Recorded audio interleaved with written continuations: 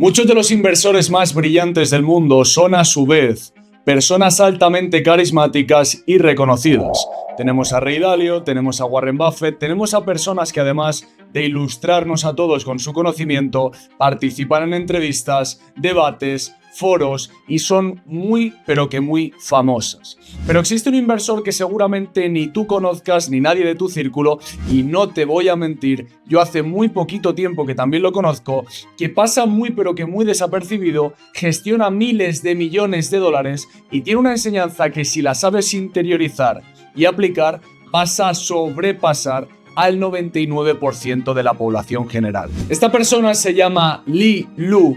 Ha conseguido rentabilidades brutales. Yo como trader veo esas rentabilidades y directamente se me cae la baba. Y es una persona muy, pero que muy poco conocida. Y es que mientras estos ponentes famosísimos inversores asistían a dar charlas y conferencias, había una persona silente, y lo que mucha gente ignoraba es que esa persona que tenían en el taburete de al lado estaba consiguiendo rentabilidades que ni los mejores fondos de inversión soñaban. Y es que estoy hasta los cojones de que os conforméis con llevar una vida mediocre, de que os conforméis con ser personas normales. Bueno, yo es que ya tengo mi puesto de trabajo asegurado, ahora me voy a poner gordo, ahora voy a empezar a vaguear y voy a vivir la vida. Quiero que escuches esta historia de superación, porque aparte de todo lo que ha conseguido este inversor, de todo lo que ha conseguido esta persona, tienes detrás unas enseñanzas, tienes detrás una historia de reflexiones, tienes detrás una historia de superación que, como la sepas interpretar y sepas aplicarlas a tu vida nunca más va a volver a ser igual. Y es que Li Lu no es solo importante por sus resultados, es importante por su exilio, es importante por su obsesión y es importante por su disciplina. Y es que este inversor nace en China, en una China completamente turbulenta, plagada de recesiones, plagada de revueltas, plagada de inestabilidad política. Participa en múltiples protestas estudiantiles.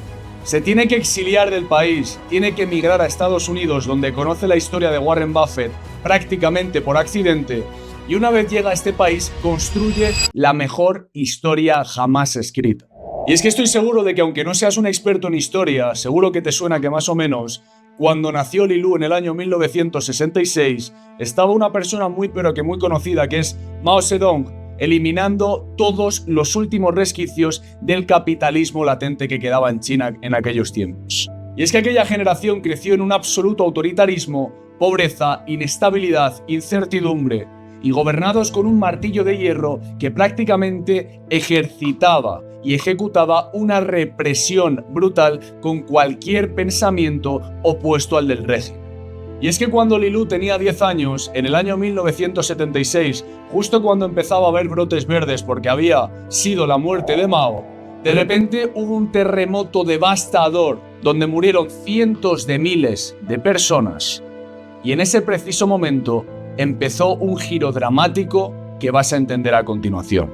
Y es que con apenas 10 años, Li Lu vivió uno de los momentos más duros de su historia, un momento que a muchos seres humanos prácticamente nos destrozaría por dentro, y es en ese momento en el que tú tienes que entender que para que el músculo crezca, como bien dice el autor del libro Antifrágil, Nassim Taleb, primero se tienen que romper las fibras musculares. Para que se produzca la hipertrofia, primero tiene que haber una rotura previa. Y es que el cuerpo, aunque esto pueda parecer cruel, el ser humano o incluso la civilización tal y como la conoces, lamentablemente y en la mayoría de casos, necesita estresores para poder prosperar. De hecho, si hacemos un pequeño paréntesis, voy a contarte que el mejor año de mi vida a la vez también fue el peor. Fue el año que más lloré, fue el año que más veces me quise literalmente quitar la vida, estaba desesperado, no conseguía resultados. Y ahora miro ese año en perspectiva y me doy cuenta de que ese año ha sido el año que más me ha enseñado y que me ha convertido en la persona que soy a día de hoy. Vamos a continuar con la historia. Y es que sí, la muerte de Mao trajo brotes verdes, pero seguía habiendo muchísima corrupción, había un montón de jóvenes que querían prosperar, y aunque el comercio exterior por fin se aperturó y empezaron a crearse riquezas y sobre todo un poco más de prosperidad, sobre todo en las clases bajas chinas, sí que es cierto que seguíamos en un ámbito de caos extremo, nadie se atrevía a hacerse con el control total, y esto generó muchas, pero muchas revueltas. Y es que en el año 1985 Li Lu comenzó a estudiar física para acabar transicionando a estudiar posteriormente economía, carrera que le cambió drásticamente la vida, pero en el cuarto año empezó una época de revueltas muy, pero que muy sanguinarias. Y es que con la muerte de Hu Yaoban, una persona muy importante en el Partido Comunista Chino, una persona sobre la cual muchos jóvenes tenían mucha, pero mucha esperanza, China tocó fondo y se dio cuenta de que de verdad necesitaba reformas profundas a nivel político, a nivel social y a nivel económico. Y es que mientras Li Lu encabezaba gran parte de estas protestas, el gobierno chino decretó la ley marcial. Murieron miles de estudiantes. El ejército literalmente reventó y aplastó las protestas. Y casualmente, uno de los máximos instigadores y revolucionarios de las mismas era la persona de la cual te estoy hablando en este vídeo. Y es que mientras se encontraba envuelto en una de las persecuciones más beligerantes de la historia china, Li Lu tuvo que contactar con una red clandestina para planear con excelso riesgo su fuga del país. Es que necesitaba asilo político, el primer país en negárselo fue Estados Unidos y tuvo que emigrar previamente a Francia, que fue el único país que le aceptó. Con mucho esfuerzo logró por fin cumplir uno de sus objetivos principales, que fue emigrar a Estados Unidos, y allí en Estados Unidos acabó estudiando en Nueva York en la Universidad de Columbia. Y es que esto quiero hacer una pequeña reflexión porque esta persona vivió los desastres naturales más horribles de la historia. Vivió persecución política, vivió como era una persona que literalmente le querían quitar la vida, y después de haber vivido tanta tensión, haber estado envuelto en tantas tormentas, se acabó dedicando profesionalmente a ser uno de los inversores más pacientes y con mayor visión a largo plazo. Esto te lo digo por si eres una persona que ha tenido una infancia dura, lo siento. Si eres una persona que ha tenido un pasado duro, lo siento. Pero no me vengas con el cuento de que no, yo es que no tengo buenos hábitos porque de joven tal. El pasado está. Mira hacia el puto futuro. Es que Li Lu necesitaba construir su vida y, como la mayoría de estudiantes en Estados Unidos, tuvo que recurrir a deudas para poder empezar a financiarse los estudios. En ese preciso momento, muchos estudiantes lo que buscan son formas alternativas de ganar dinero para poder también financiarse la carrera, y fue entonces cuando un compañero le recomendó que asistiera a una ponencia en una charla de negocios, y Li Lu, sin cuestionarlo, fue directamente para allá, pero tampoco tenía ninguna expectativa. Y es que nada más fue a esa charla, adivinad qué, la persona que se puso enfrente de él a dar esa ponencia era un tal Mr. Warren Buffett, una persona que ya era multimillonaria, pero que no es ni por asomo la persona que es a día de hoy, ya que en esos entonces tenía 63 años, y en ese momento la vida de Li Lu cambió al 100%. Esto lo digo también porque muchos de vosotros tenéis miedo a invertir en un curso, tenéis miedo a invertir en una formación, tenéis miedo a muchas cosas, y de lo que no tenéis miedo es de acabar siendo unas personas completamente normales. Esta persona no cuestionó, acudió a esa charla, y en esa charla su vida cambió por completo. Es que Buffett le enseñó que la bolsa no era aquel lugar especulativo que creía Li Lu, sino era un lugar donde convergían las mejores tesis, la paciencia y sobre todo entender las masas, entender el pensamiento global, y era un lugar donde podía haber oportunidades que literalmente pueden cambiar tu vida y la de todas tus generaciones venideras. Y es que la idea de Warren Buffett, por si no la conoces, no es especular en cortos periodos de tiempo, es sentirte partícipe de una empresa, es convertirte en accionista y no en una persona que tiene acciones, intentar entender el modelo de negocio y sobre todo nunca, que es lo que os pasa a la mayoría de vosotros, frustraros por el precio a corto plazo. Y es que la bolsa puede parecer caótica porque al principio todo son narrativas, opiniones, tu tío te dice que no compres esa basura y que mejor te compres un piso en la playa.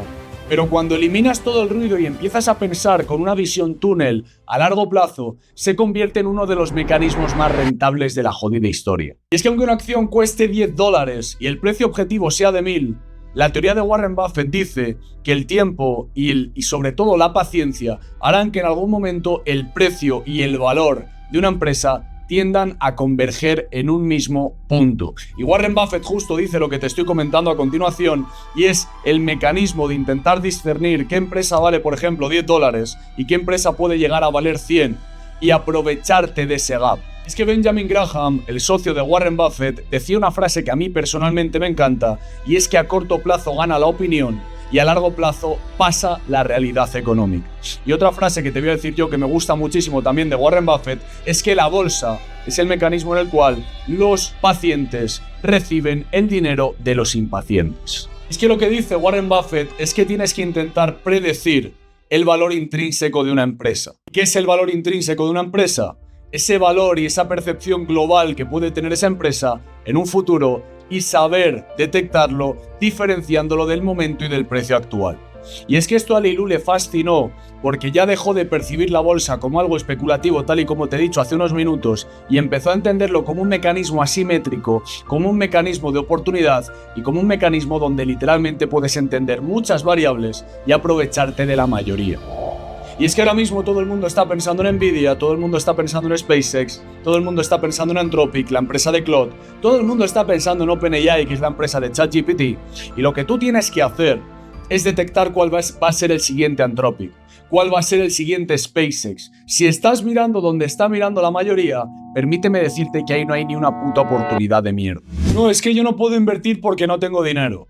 Mientras Li Lu estaba estudiando la carrera, todo el dinero que le sobraba, que tú te gastas en hamburguesas, que te gastas en videojuegos o que te gastas en gilipolleces, aunque puedan ser $30 a la semana, Li Lu lo estaba invirtiendo de forma firme, y mientras invertía ese dinero con una férrea creencia, se pasaba las noches estudiando para detectar estos mecanismos de asimetría y estas oportunidades dentro del mercado de valores. Y es que aparte de acabar economía, estudió un MBA, estudió Derecho y todo esto inmediatamente después trabajó 2 años en un fondo de inversión en una de las épocas más intensas de su vida. Llegó un momento en el que Li Lu montó su propia firma y esto, perdóname que sea tan crítico contigo. Hay veces, tío, que llegas de casa de trabajar 9 horas en una fábrica, que llegas de casa después de trabajar 9 horas como teleoperador, y te piensas que por haber estado teletrabajando o trabajando 8 putas horas, ya te mereces un descanso, estando toda la tarde viendo Netflix, comiendo ganchitos y haciendo el indio.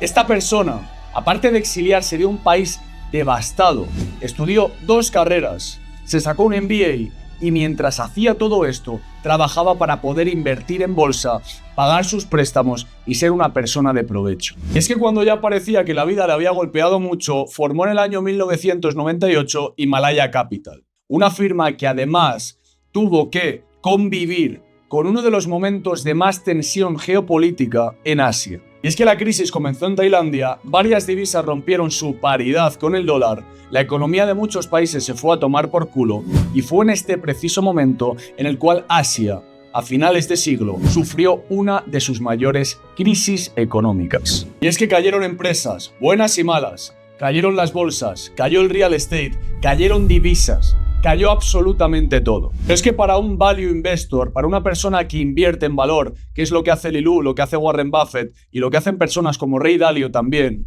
una crisis es la mayor oportunidad de la historia.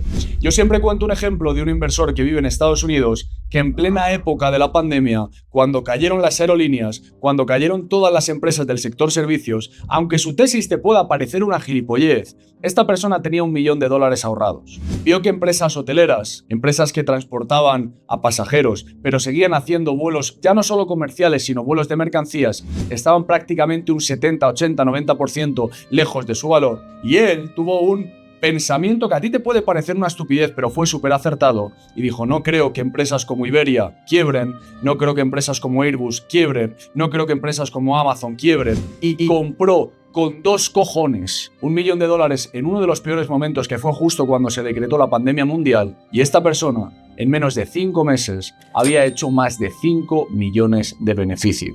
Y es que Li Lu no solo buscaba empresas baratas, sino también buscaba empresas difícilmente replicables, que esto es algo que muchas veces no tenemos en consideración. Y es: ¿qué problema soluciona esta empresa en exclusividad? ¿Qué problema está solucionando esta farmacéutica, está solucionando esta empresa hotelera, está solucionando cualquier tipo de negocio que sea difícilmente replicable por la competencia?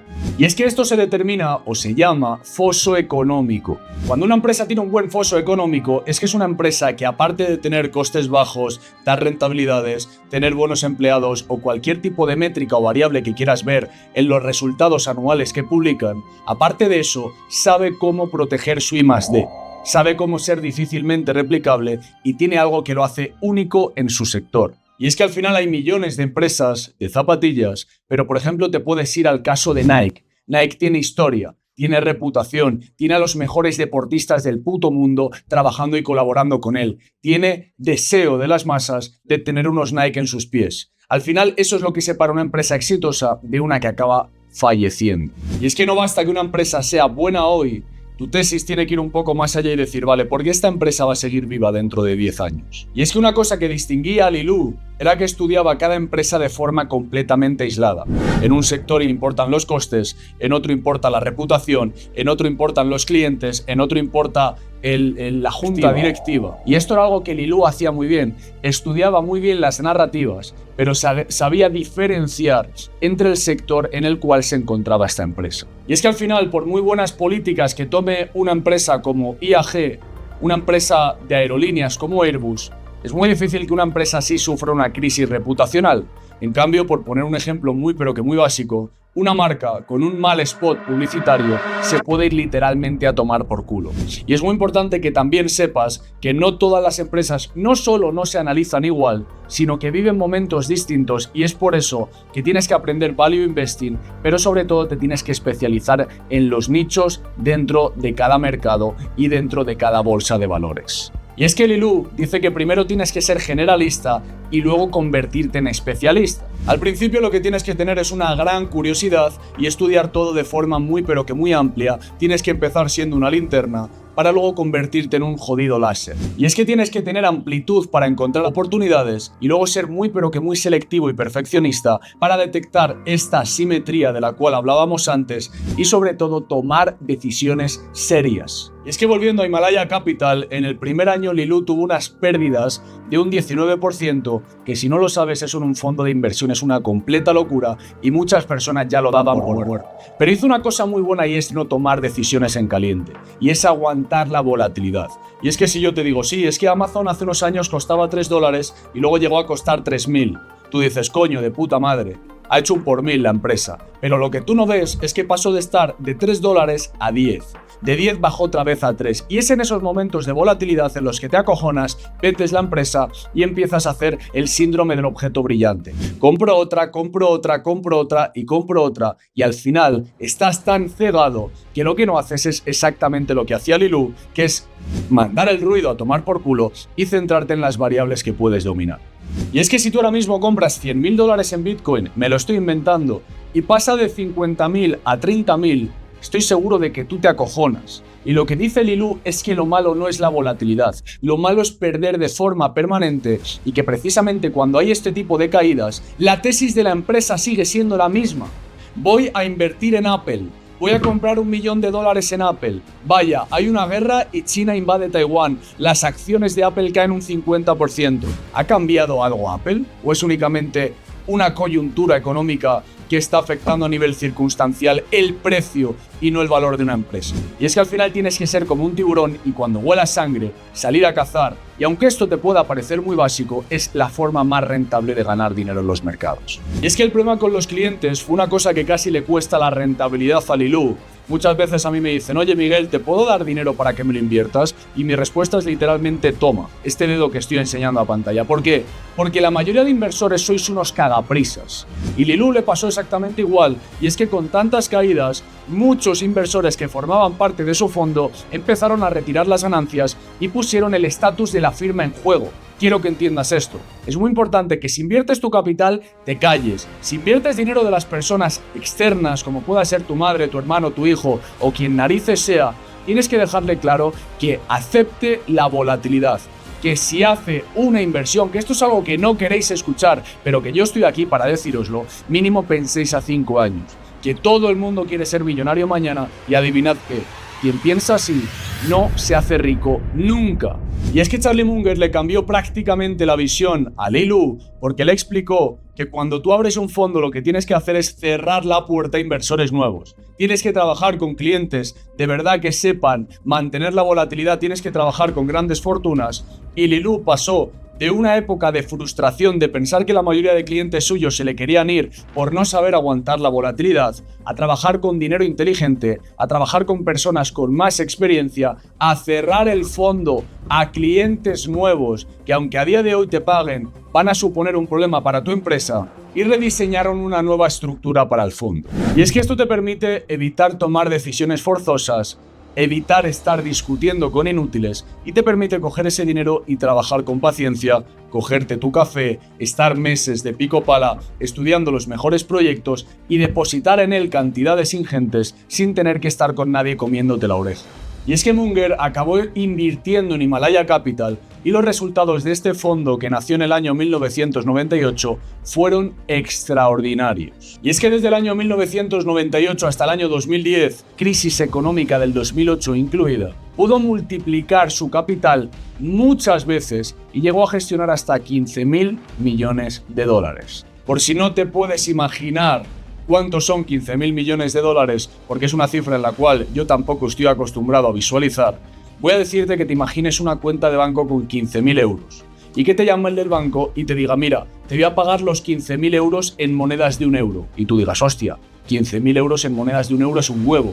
Pues cuando te den esos 15.000 euros en monedas de 1 euro, imagínate que cada moneda es un puto millón de euros. Esto es una forma que te va a poder permitir dimensionar esta cifra porque es una completa animalada. Y es que aunque Li-Lu fuera un discípulo de Munger o fuera un discípulo de Warren Buffett, tenía un historial tan complicado, tenía tanto dolor detrás, que esto le permitió desarrollar un pensamiento completamente paralelo, pudo detectar oportunidades completamente asimétricas acerca de las cuales ni siquiera se oía hablar en Wall Street, y esto le permitió ser uno de los mejores inversores del mundo. Y es que antes de nada me he apuntado en pantalla 6 lecciones que quiero que aprendas y que sobre todo te obliguen a suscribirte a este canal de YouTube, porque te garantizo que estas lecciones me habría encantado escucharlas hace unos años. Y la primera de ellas es que una acción es una parte de un negocio, no es un número en una pantalla. Si inviertes en Tesla, tienes una parte de Tesla. No tienes una acción que cuesta 420 dólares, ha bajado a 390, voy a vender y voy a cambiar de acción. Ten paciencia, cojones. Lección número 2. El precio y el valor no siempre son lo mismo. Y detectar esa asimetría te va a convertir en un inversor profesional. Lección número 3. El riesgo real no es la volatilidad, es perder dinero de forma permanente. Lección número 4. Las mejores empresas no solo ganan dinero, sino que además tienen lecciones que les protegen esos beneficios. Lección número 5. Hay que ser generalista para encontrar oportunidades, pero especialista antes de invertir de verdad. Y sobre todo la sexta lección, la estructura importa, pero sin capital paciente, hasta la mejor estructura va a fracasar. Imagínate que invertiste dinero de tu familia en Bitcoin cuando costaba 200 dólares y como necesitaban ese dinero, cuando Bitcoin empezó a valer 2.000 y ya habéis multiplicado por 10, decidisteis vender. Te perdiste una subida de los 2.000 hasta los 125.000. Y es por eso que debes tener paciencia con todas las inversiones que hagas. Y es que Li-Lu atravesó una de las peores épocas de su vida, se convirtió en uno de los inversores más importantes en Wall Street y sobre todo su tesis no era tan complicada. Era una persona que estudió mucho, que trabajó mucho y que dio el 100% en la pista. Pero sobre todo, al final lo único que tienes que entender es que necesitas criterio, necesitas paciencia, necesitas encontrar oportunidades asimétricas y sobre todo, al igual que en el trading, necesitas visión largoplacista. Antes de acabar este vídeo voy a decirte una cosa que me gusta mucho decirle a todo el mundo, y es que la mayoría de traders, yo he formado a muchísimos, fracasan, como bien sabes. Y te voy a decir una cosa que seguramente te sirva mucho y es, oye Miguel, dime cuál es el componente o el comportamiento principal que hace que la mayoría de traders fracasen para yo no replicarlo. Te lo voy a contar. La mayoría de traders, en cuanto tienen 5 stop loss seguidos, 5 pérdidas seguidas, cambian de estrategia. Vuelven a tener pérdidas seguidas, cambian de estrategia. Y después de varios años siguen buscando una estrategia perfecta que, spoiler, no existe. Entonces tienes que entender que al final esto se trata de coger una idea, desarrollarla bien, estudiarla bien, coger una estrategia que de verdad funcione, meterte el dedo en el culo, callarte y empezar a seguirla como si fueras un auténtico tarado. Porque al final si Cristiano Ronaldo los primeros años no tuvo suerte y se hubiera pasado al tenis, luego se hubiera pasado al baloncesto y luego hubiese acabado tocando la flauta porque quería resultados rápidos, hoy en día sería un don nadie y no la persona que es a día de hoy. Una idea, obsesión y no rendirte nunca. Sé que parece fácil, pero eso es lo más difícil. Si te ha gustado este vídeo, me encantaría que te suscribieras, que me dejaras un comentario, que me dejaras un insulto y nos vemos en el siguiente vídeo.